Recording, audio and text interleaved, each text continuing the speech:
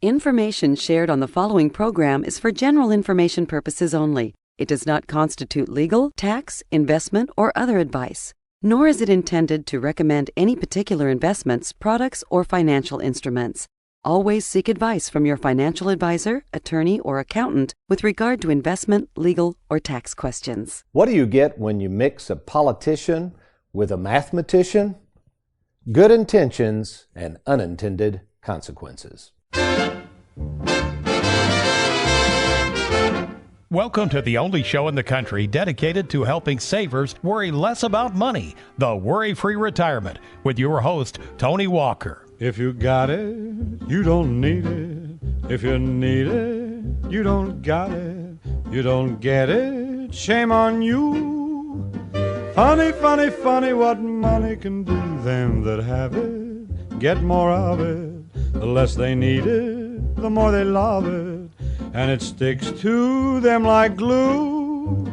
Funny, funny, funny what money can do. Welcome to the Worry-Free Retirement. I am that little man in the sweater vest, 401k rollover specialist and fiduciary Tony Walker. And before we get started with today's show, we want to welcome America's favorite financial sidekick right here from our Louisville offices as we record the show on December 17th, 2019. Aaron Orander. Aaron, good morning. Hey, good morning, sir. Have a nice drive in. It looks like it's snowing out there a Yeah, little it was bit here good in and Louisville. snowy on the way in. Yeah. Megan, our assistant technical director over there, working hard. So we're ready to go here. And I don't know if you caught the gist of the intro there, Aaron. We were planning for the TV show, which we will also record today. And that's kind of our theme, folks, is when politicians get together, just like we humans, I'm going to share with you an embarrassing moment I had. When politicians get together and craft law that is intended, good intentions, folks, intended to help you and I with our retirement planning, sometimes there are unintended consequences. And we are going to today and for the next 2 weeks talk about something called the required minimum distribution. And before you tune me out and go, oh my gosh, this sounds boring, this is going to be some really good stuff and important stuff, because if you own a 401k, thrift savings account, 403B plan, maybe you've got a lump sum pension, an IRA, maybe you've just got an IRA. Whether you like to want to hear this news or not, there are some consequences to owning those particular investments, because when you turn 70 and a half, age 70 and a half, no reason for that logic, folks. Again, that's what happens again when you let politicians start planning our retirement. But basically, at 70 and a half, that's called your required minimum distribution. You're going to have to take money out of those accounts, and you're going to have to, listen, more than likely, depending on your tax bracket, cough it up. You're going to have to deal with that unsightly tax tumor, and you're going to have to pay taxes. So that's kind of the theme today in the next 2 weeks. The idea of all of us starting out with very good intentions, and in the end, we have unintended consequences. So, Aaron, before we went on, I'll share my most embarrassing moment first, and then you said you're going to share one of yours, correct? Okay. So mine, so the theme again, folks, if you're just now joining us, good intentions, unintended consequences. So over the years, my kids are all grown now, Aaron, but I used to constantly be fooling with basketball goals. I had little goals, big goals, these big gorilla goals, and I was always out there monkeying around with the nets and tightening up the goal, the rim itself. So one day, everybody was gone, and I thought, well, I was in a hurry, I have to admit. I think I was getting ready to go somewhere. And I noticed I'd been shooting ball with Anthony, and the rim was rattling a little bit. You know how when a ball hits it, it rattles? Well, I didn't like that. So I rush out there, I put up the step ladder. By the way, I could have taken my time and lowered the backboard. You know how they have those lowering backboard? Could have done that and just stood there and tightened it up. But no, old Tony was in a hurry. So I'm heading out of the garage, grab an 8-foot ladder, climb up the step ladder.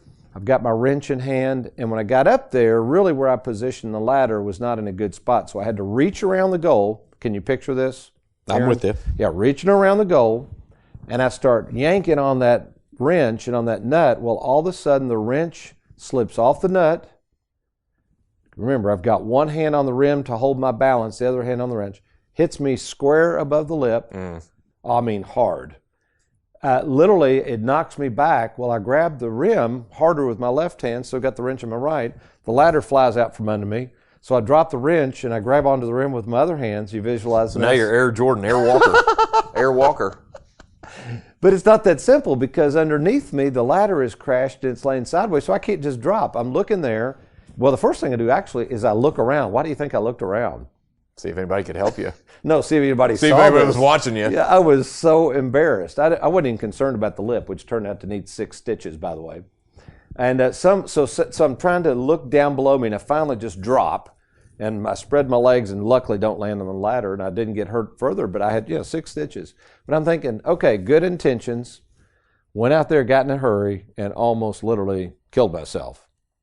All right, your good intention, unintended consequence moment. Okay. I guess it was a few years ago. I'd been working for you for a few months, and it had snowed really hard one weekend, and the sister and brother-in-law called me up and said, hey, we're taking the girls sledding. You and Jess and Preston want to go? And I was like, yeah, sure, we'll go. So we went.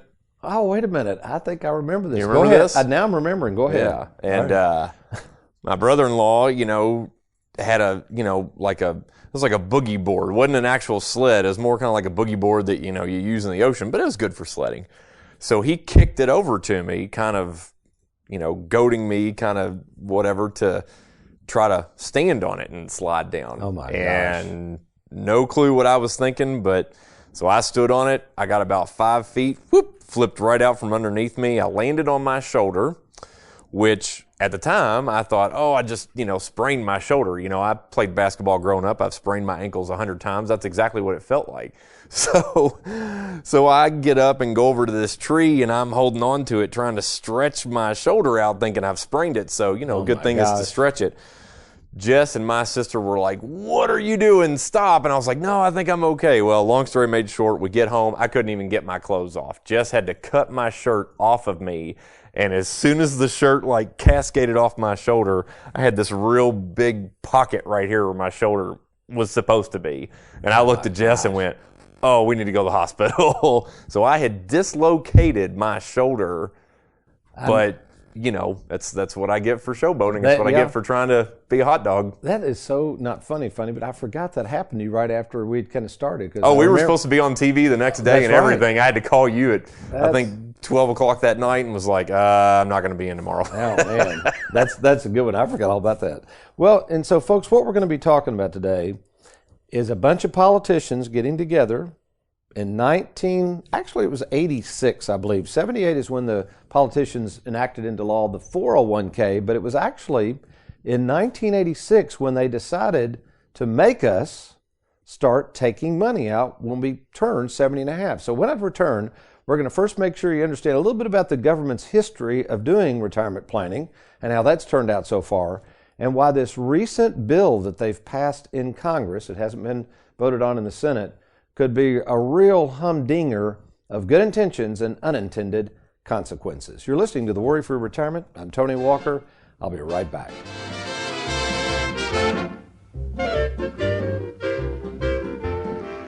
Have you recently retired, been laid off, or offered a pension buyout? Has the company you work for moved, been acquired, or closed its doors forever? And finally, do you have a 401k with a previous employer you'd like to move to safer territory? Then take advantage of this opportunity to move your 401k or lump sum pension to Tony Walker Financial. Let's meet in person to discuss your retirement options. Log on now to TonyWalkerFinancial.com to schedule your free, no obligation appointment. Let us help you today.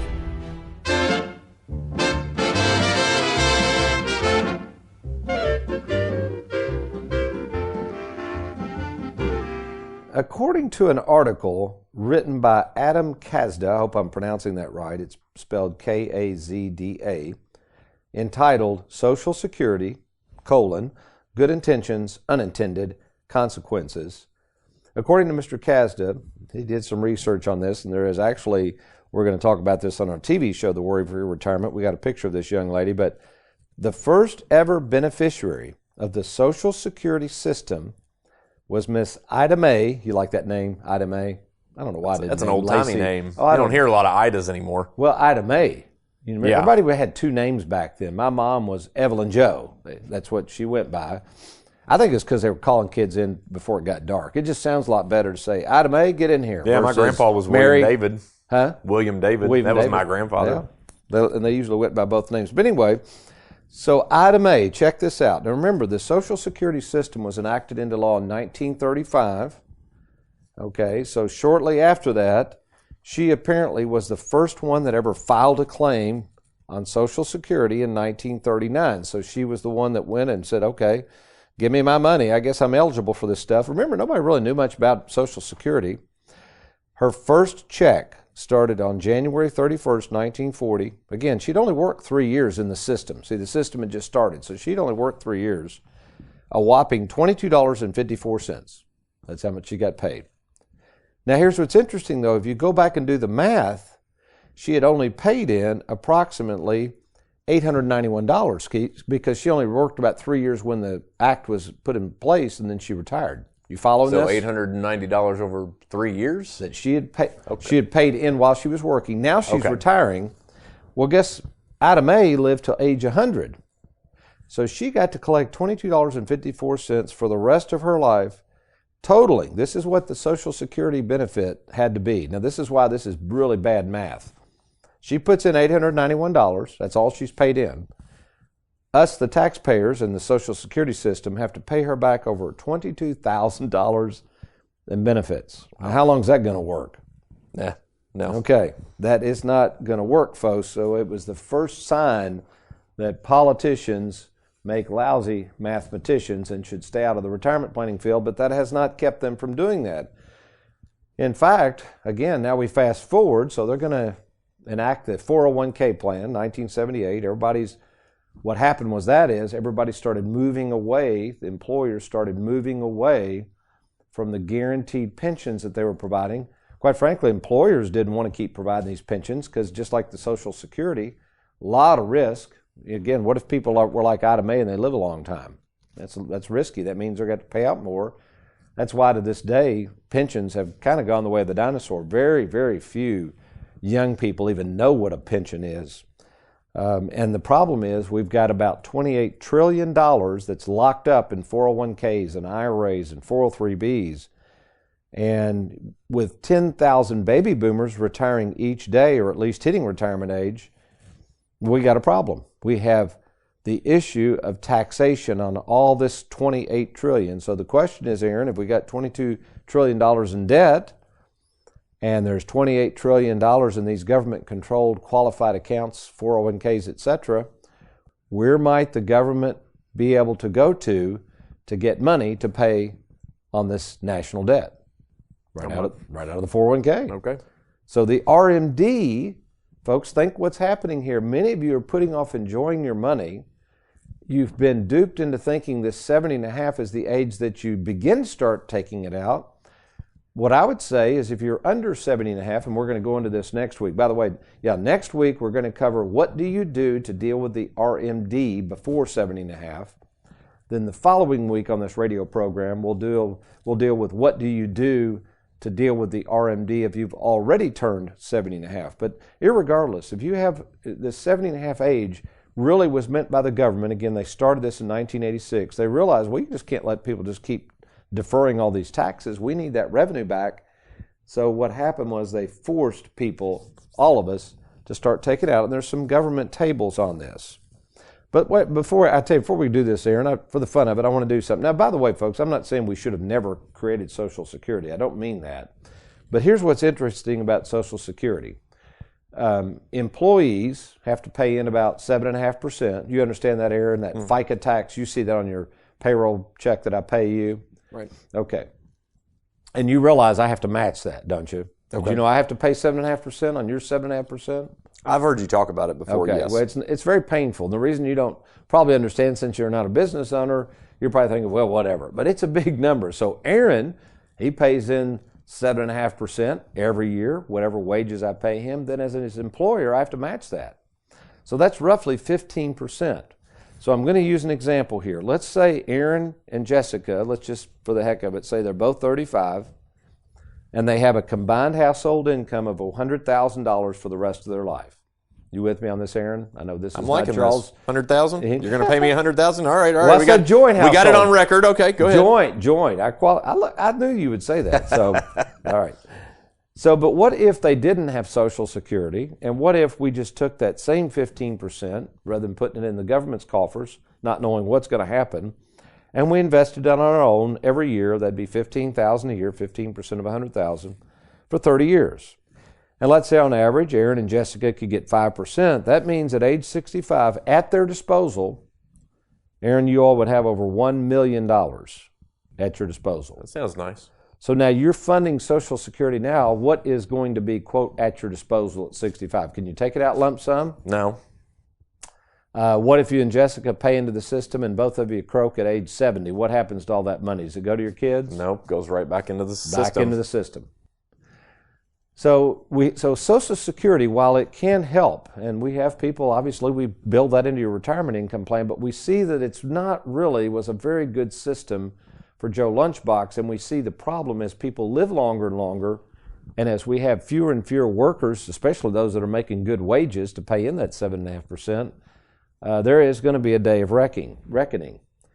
So what we've done now is we're segueing over to the 401k. We're trying to determine whether these good intentions of creating a savings plan by the government known as the 401k are going to have the unintended consequences of risk, uncertainty, and taxes. So before we talk about the RMD, let's make sure you understand everything that you've got in there, folks. I call it a tax tumor. Everything you've got in that 401k is going to be subject to taxes. Now, what are those taxes? Well, currently, for most of our saver clients, depending on your income, you're going to be below, right at or below, about a 22% tax bracket. And based on historical taxes, that's very, very low. So in 2026, that current tax law, which is very low for most savers, is going to expire. So what does that mean? Well, that means that potentially taxes could go up. So if you're sitting there and let's say you're 63, 64 years of age and you're putting off spending your 401k or IRA, that's fine, you can do that. And if you want to wait till 70 and a half, what can happen is that money could be taxed at a higher rate. Now it's interesting with this recent House bill that they passed. They have inserted into that bill the ability to defer taking your money, your RMD, not at 70 and a half, but at 72.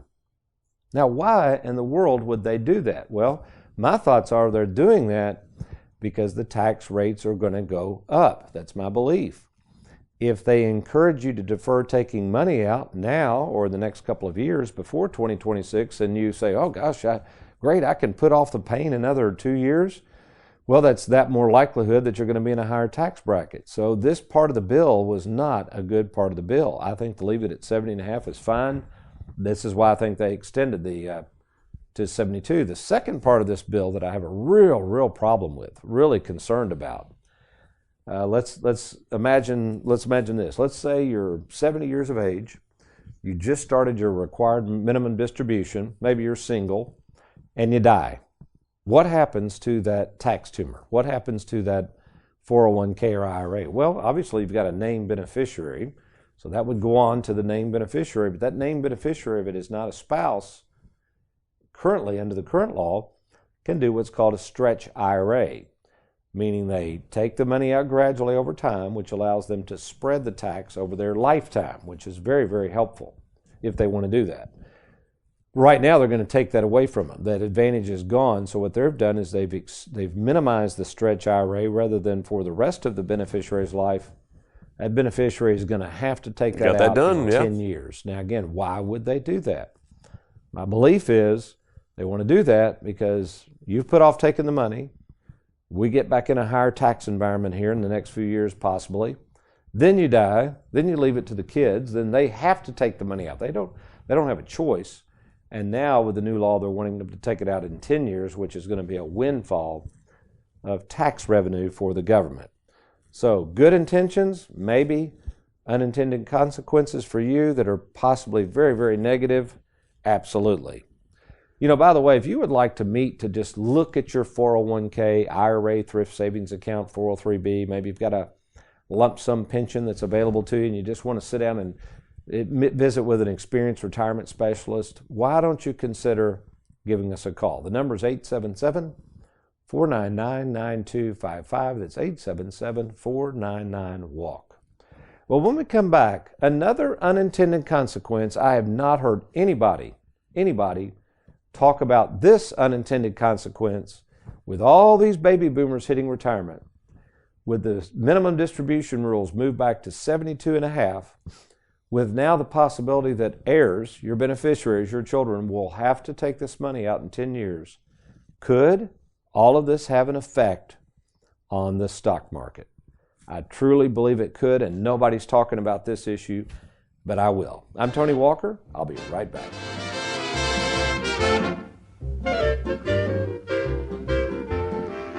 Who can you trust? It's one of the most important decisions you'll have to make. Question is, are you ready? Well, we're here to help at Tony Walker Financial. You know, we care more about you than we do your money, and we have over 2,000 happy clients and an A-plus rating with the Better Business Bureau to prove it. Rolling over a 401k, confused about Social Security, maybe you're afraid of running out of money. Learn how to use and enjoy and protect your hard-earned money. Log on now to TonyWalkerFinancial.com and let's get started.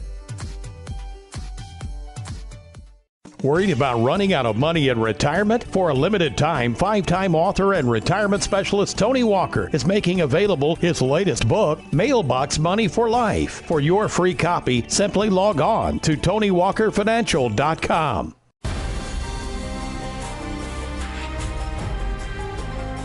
And now it's time for Tony in the Trenches.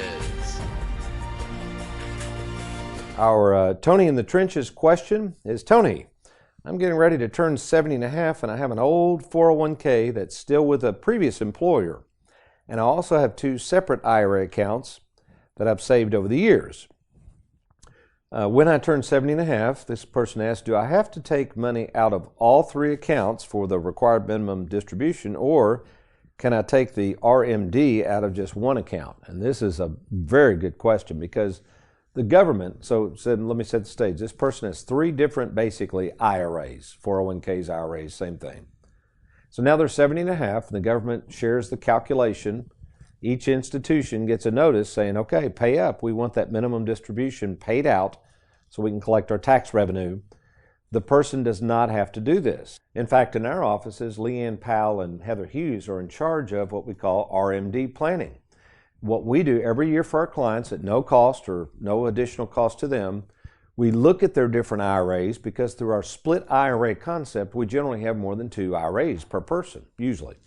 So what we do is we try to understand which IRA is the best to take the RMD out of. See, the government doesn't care where you take it out of. You do not have to take it out of all 3. You do have to calculate the RMD based on all 3. So in fact, I ran a minimum distribution calculation. If you had $300,000 that first year, you got to take out about $11,300. So let's imagine you had $150,000 maybe in a fixed annuity of that $300, and you had $150,000 of the $300 with our Charles Schwab platform. And let's say you wanted to be pretty frisky with that Charles Schwab platform. So we've got it pretty much in the market. The annuity is safe and secure. It's not going anywhere. And right before you get ready to take your RMD distribution of $11,000, let's say we had originally planned on you taking the whole thing out of Schwab and the market crashes. Well, let me tell you something, folks. This is a problem, because the government doesn't care if the markets crash. They're going to want their money, which means you're going to have to take your RMD at a loss. Basically, you're taking it out of an account that's down, which effectuates a loss, which is not good. But what we could do is we could go over to the annuity and say, wait a minute, don't take it out of the Schwab account. The annuity is guaranteed. Let's take it out of there. So that's what we mean about the split IRA concept, and why this split IRA concept is more than just accumulating money for retirement. It is set up with the know-how and expertise of over 35 years in the trenches and all of the staff that's trained. It is set up so that we know when and where to take this RMD from, and to make sure it's much more strategic in nature. So here's my thoughts on this. Let's imagine, now let's go back in time, and I didn't run the calculations, I'm not going to bore you with that, but I'm just going to set the scenario. This is what nobody's talking about. All right, we've got 10,000 people turning 65 every day. We've got the ability of the government to change the laws and push off the minimum distribution age to 72 instead of 70 and a half. And then through this same bill, we have the ability for the Congress to possibly pass into law the idea that beneficiaries who once, under current law, could extend those payments over their lifetime, thus reducing the amount of taxes owed, to now it's only 10 years. And you say, Tony, I don't know what this has to do with anything. Who cares? I'll just take it out. Well, you can take it out if you want to, but let's imagine 10,000 other baby boomers that same year are getting ready to take out a big distribution. And if they're in the stock market, that means 10,000 people are selling a bunch of stock to liquidate it into cash. You got to get it to cash, folks, in order to pay the RMD. You don't pay it with stock. You have to get it to cash. The government wants a check. They don't want a stock certificate. So now all of a sudden, all of this money is liquidated into cash, the stocks. And my question is, who's going to buy them? Think about that for a minute. So the definition of fair market value, listen closely, and it's going to tie into what I'm referring to here, is willing buyer, willing seller. Neither the buyer nor seller is under compulsion to buy nor sell. So what we're saying here is, in true fair market value, I've got a good example. Aaron, do you notice this? And I'm in Bowling Green and Louisville a lot. Do you notice in Louisville there are a lot of apartment buildings going up? Yeah, there are. In Bowling Green, they're just proliferating. There's some houses being built, which is true, but the number of apartment buildings, I've never seen anything like it. Now, what if you forecast it in the future? If everybody now is living in apartments instead of buying houses, what does that mean in possibly 20 years? Now, this is speculation, but what could happen? You got any thoughts on that? With what exactly? The future of selling the houses. Oh. So the people that are in the houses, if more and more people are renting apartments, what does that say about houses in the future, potentially? I mean, it says that people are not wanting to buy houses, that the market could, well, it could go either way, honestly. But I mean, more than likely, the prices of houses could go down because they're trying to sell them. They're trying to, not as many buyers. Right, not as many buyers. Lots of sellers, fewer buyers. Right. That's called a buyer's market. You can go out and, so the same thing is what I'm a little worried about. So what we're describing here is fair market value. Willing buyer, willing seller, neither under compulsion to buy nor sell. So I always wondered about this. We live in a decent-sized home. I look at my wife sometimes and I say, honey, in 20 years, let's say we are still alive and decide to sell this home, is there anybody around, these younger people? Number one, are they going to be able to afford it? Number two, are they even going to want it? My youngest son, Anthony, he could care less about a house. He lives in an apartment and loves it. So again, what's the value of that house in the future? Let's take the stock market. Let's get back to that. What are the values of these stocks? Now again, folks, this is speculation, but I think it bears some attention. Again, all of these people this is forced to. They can't put it off. They have to liquidate a portion of their holdings at 70.5 or 72 if this bill gets ratified in the Senate. So what does that mean? All of these people are going to have to sell a lot of their stocks. Who's going to buy them? I don't know. If everybody's selling, if everybody's selling, it's kind of like Social Security. The only way the stock market's going to stay inflated is if the younger people buy stocks. So therein lies the problem. So folks, here's the moral to all of this, and we're going to cover this the next 2 weeks. If you have a current IRA, 401k, 403b, 457, lump sum pension, you need a game plan, and a game plan with an experienced retirement specialist who understands all of the different unintended consequences that could result from you not taking action to set up that game plan. So why don't you do that? Why don't you just say, look, I want to take control of my finances. I'm not going to just leave this to chance. Why don't you log on right now to TonyWalkerFinancial.com.